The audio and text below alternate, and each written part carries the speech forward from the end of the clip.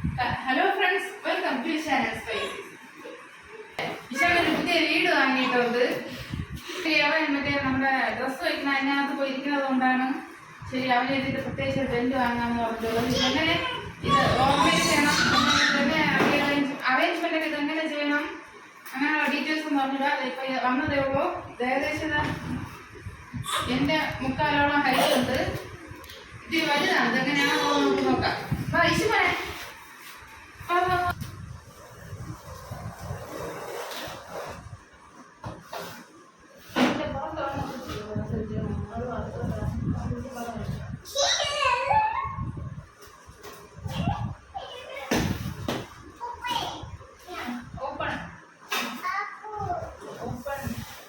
ഇതിങ്ങനെ ഓപ്പൺ ചെയ്യുമ്പോഴത്തേക്ക് ഇതിൻ്റെ പുറത്തൊരു സ്റ്റിക്കർ ഒട്ടിച്ചിട്ടുണ്ട്.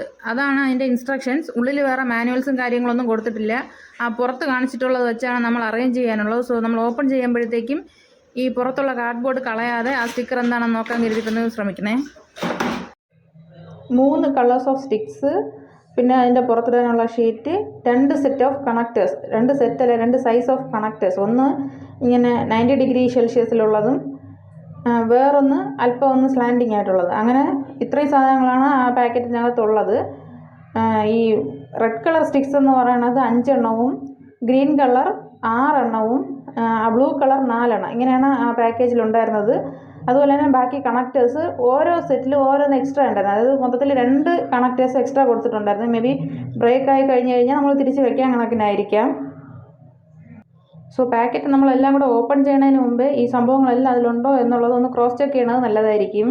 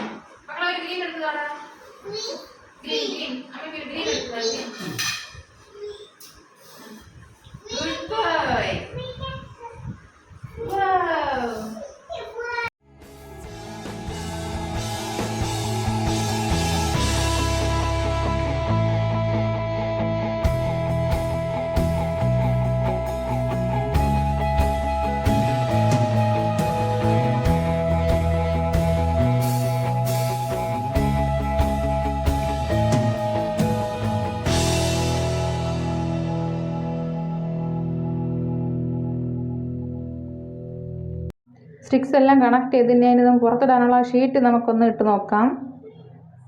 ഈ ഷീറ്റ് ഇങ്ങനെ വലിയ ക്വാളിറ്റി കാര്യങ്ങളൊക്കെ ഉണ്ട് എന്നൊന്നും പറയാനില്ല.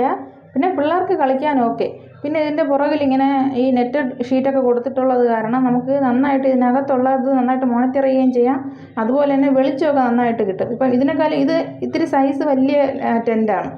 അപ്പോൾ ഇതിനേക്കാളും കുഞ്ഞ് ടെൻറ്റൊക്കെ ഉണ്ടായിരുന്നു. ഒരു 500-600 രൂപയ്ക്കകത്ത് തന്നെ നല്ല ടെൻറ്റ്, പക്ഷേ സൈസ് അല്പം ചെറുതൊന്നും മാത്രമേ ഉള്ളൂ എന്നുള്ള രീതിക്ക്. ഇപ്പോൾ അവന് മാത്രം കളിക്കണം എന്നുള്ളതുകൊണ്ട് ഇത് ഇത്തിരി വലുത് തന്നെയാണ്. ഇപ്പോൾ നമ്മൾ 3 പേര് അതിൻ്റെ ഉള്ളിലോട്ടൊക്കെ പോയ ഷോർട്സൊക്കെ ഞാൻ ഇതിൽ ആഡ് ചെയ്തിട്ടുണ്ട്. അപ്പോൾ ഇതിത്തിരി സൈസ് വലുതാണ്. പക്ഷേ ഞാൻ ഇവന് വലിയ ടെൻറ്റ് തന്നെ വാങ്ങാൻ കാരണം ഇവന് പെട്ടെന്ന് ഇങ്ങനെ തല വേർക്കണ ഒരു ടെൻഡൻസി ഉള്ള ഒരാളാണ്. അപ്പോൾ ഇതിനുള്ളിലോട്ടൊക്കെ പോയിരുന്ന് കളിക്കുമ്പോഴത്തേക്ക് ഒരു 5 സെക്കൻഡ് ആവണതിന് മുമ്പേ ഇവന് നന്നായിട്ട് തല വേർക്കും. സോ അങ്ങനെ തലയൊന്നും വേർക്കരുത്, നന്നായിട്ട് കാറ്റും വേണം, നല്ല ഇത്തിരി സ്പേസസ് ആയിട്ടിരിക്കണം എന്നുള്ളത് കൊണ്ടാണ് ശരി അല്പം വലിയ ടെൻറ്റ് തന്നെ വാങ്ങാമെന്ന് വിചാരിച്ച് വാങ്ങിയത്. ഇതിൻ്റെ കവർ അത്ര ക്വാളിറ്റി ഒന്നുമില്ല. വാഷബിൾ ആണെന്ന് പറഞ്ഞിട്ടുണ്ടെങ്കിലും എത്രത്തോളം വാഷ് ചെയ്യാൻ പറ്റും എന്നുള്ള കാര്യമൊന്നും അറിയില്ല. നമ്മുടെ ഈ ഒരുമാതിരത്തെ ചാക്ക് തുണിയില്ലേ, അതുപോലത്തെയാണ്. അതായത് സാധാരണ നമ്മൾ കടയിൽ നിന്നൊക്കെ വാങ്ങണ ബാഗിൻ്റെ ക്ലോത്ത് പോലെയാണ്. പക്ഷേ ഇതിനു മുമ്പേ വേറെ പല ടോയ്സൊക്കെ ഞാൻ ഇവന് വാങ്ങിയിട്ടുണ്ട്. ഇവൻ്റെ സ്റ്റാർട്ടിങ്ങിൽ ഇതുപോലത്തെ ഇങ്ങനെ ഈ പോളിസ്റ്റർ എന്ന് പറഞ്ഞിട്ട് പോളിസ്റ്ററൊന്നും അല്ല ഇതിൻ്റെ ക്ലോത്ത്. ഇങ്ങനത്തെ ഒരുമാതിരി അത് നിങ്ങൾക്ക് കണ്ടു കഴിഞ്ഞാൽ ഒന്ന് മനസ്സിലാവും. നമ്മൾ ഈ ക്യാരി ബാഗ് യൂസ് ചെയ്യണം അങ്ങനത്തെ സൈസ് ബാഗായിരുന്നു. അങ്ങനത്തെ ഒരു ഷീറ്റായിരുന്നു. ആ ക്യാരി ബാഗിൻ്റെ ആ ഷീറ്റായിരുന്നു. പിന്നെ അതുപോലെ തന്നെ ഇതിൻ്റെ ഫ്രണ്ടിൽ കൊടുത്തിട്ടുള്ള സംഭവങ്ങളൊക്കെ കുഴപ്പമില്ല. പക്ഷേ ഞാൻ ആദ്യം വിചാരിച്ചത് ആ ജനൽ പോലെയൊക്കെ കൊടുത്തിരിക്കുന്ന സംഭവമില്ലേ, അവിടെയൊക്കെ ചെറുതായിട്ടൊന്ന് കമ്പി പോലെ കൊടുത്തൊന്ന് സ്ട്രോങ് ആയിരുന്നെങ്കിൽ കൊള്ളാമെന്ന് വിചാരിച്ച്. ഇപ്പം പിന്നെ ഇതിൻ്റെ ഉള്ളിൽ പോയി കളിച്ച് തുടങ്ങിയപ്പോഴത്തേക്കാണ് എനിക്ക് മനസ്സിലായത് അതിനേക്കാളും ഇങ്ങനെ കൊടുത്തിരിക്കുന്നതാണ് കുറച്ചും കൂടെ ബെറ്റർ. എന്ന് വെച്ചാൽ പിള്ളേർ അതിൻ്റെ ഇടയിലൊക്കെ തലയിടുമ്പോഴത്തേക്കും അതൊന്ന് കീറിപ്പോകുമെന്നുള്ളത് മാത്രമേ ടെൻഷനുള്ളൂ, അല്ലാതെ വേറെ എന്തെങ്കിലും പറ്റുമോ എന്നുള്ള ടെൻഷനില്ല. സോ അതുകൊണ്ട് ഇത് ബെറ്റർ ചോയ്സ് ആയിരിക്കും എന്ന് വിചാരിച്ച്. പിന്നെ അവിടെ ചെറിയൊരു ഇങ്ങനെ ഒരു എലാസ്റ്റിക് കൊടുത്തിട്ടുണ്ട്. അതിങ്ങനെ നമ്മൾ അതിൻ്റെ കമ്പിയുടെ ഉള്ളിലോട്ട് പിടിച്ച് വെക്കുന്നതായിരിക്കും നല്ലത്. പുറത്ത് നിൽക്കുമ്പോഴത്തേക്ക് ചിലപ്പോൾ പിള്ളേർ അങ്ങോട്ടും ഇങ്ങോട്ടും ഓടുമ്പോഴത്തേക്കും തെന്നി വീഴാനുള്ള സാധ്യതയുണ്ട് ഇപ്പോഴത്തെ ഒരു സ്റ്റേജിൽ. പിന്നെ കുറച്ച് ദിവസം കഴിഞ്ഞ് പറഞ്ഞൊക്കെ മനസ്സിലാക്കുന്ന ആ ഒരു സ്റ്റേജ് ആകുമ്പോഴത്തേക്കും കുഴപ്പമില്ല. പിന്നെ അതിൻ്റെ ഡോറിൽ കൊടുത്തിട്ടുള്ള നെറ്റ് അതൊക്കെ നമുക്ക് ആവശ്യമില്ല എന്നുണ്ടെങ്കിൽ അതവിടെ കെട്ടി വയ്ക്കാനുള്ള ടാഗൊക്കെ കൊടുത്തിട്ടുണ്ട്. അതൊക്കെ നല്ലൊരു സംഭവമാണ്. നമ്മുടെ ഇഷിമോൻ്റെ പുതിയ വീട്.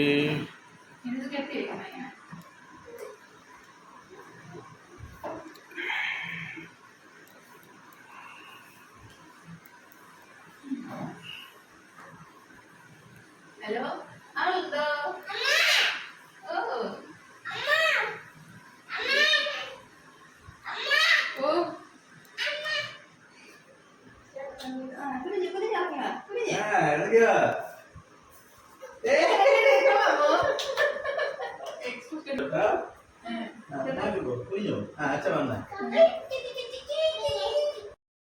ഇപ്പോൾ ഇതിനകത്ത് നെടുഞ്ചേട്ടൻ ഉള്ളിൽ പോവുകയാണ്. നെടുഞ്ചേട്ടന് എണീറ്റ് നിൽക്കാൻ പറ്റൂല, നമ്മളൊന്ന് കുനിഞ്ഞ് നിൽക്കേണ്ടി വരും. എന്ന് വെച്ച് കഴിഞ്ഞാൽ നമ്മുടെ ഒരു ഷോൾഡർ വരെ മാത്രമേ ഇതിൻ്റെ ഹൈറ്റ് ഉള്ളൂ. അപ്പോൾ അല്പം ഒന്ന് കുനിഞ്ഞ് നിൽക്കേണ്ടി വരും. പക്ഷേ ഉള്ളിൽ പോകാനുള്ള നല്ല സ്പേസ് ഉണ്ട്.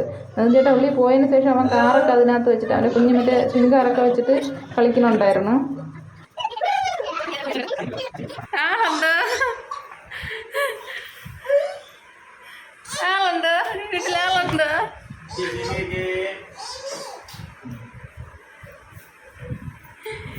നമുക്ക് നന്നായിട്ട് മോണിറ്റർ ചെയ്യാൻ പറ്റും. ജനൽ വഴി നോക്കാം. ഇഷു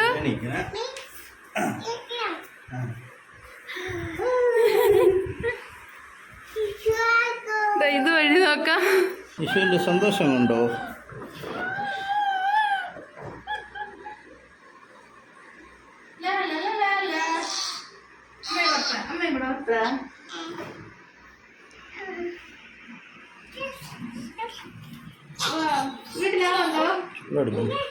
ഇഷാന്റെ വീടാണ്.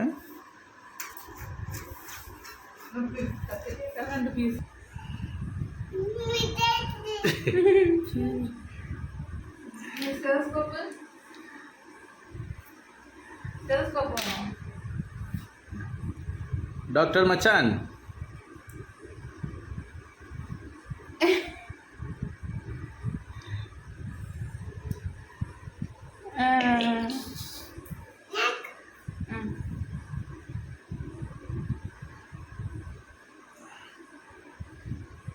ഓപ്പൺ ചെയ്യ്, കട്ട് ചെയ്യ്.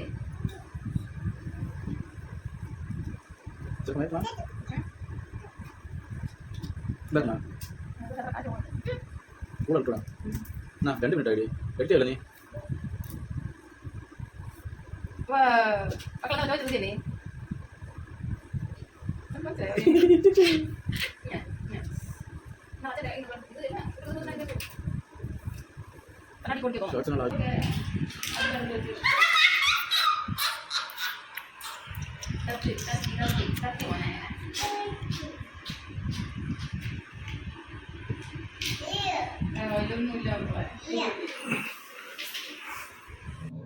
അങ്ങനെ ഒരു പുതിയ ടെൻറ്റും പിന്നെ ഒരു പുതിയ ഡോക്ടർ സെറ്റും കിട്ടിയ സന്തോഷത്തിലാണ്. ഇതാണ് ഞാൻ ഓൾറെഡി പറഞ്ഞ നെറ്റ്.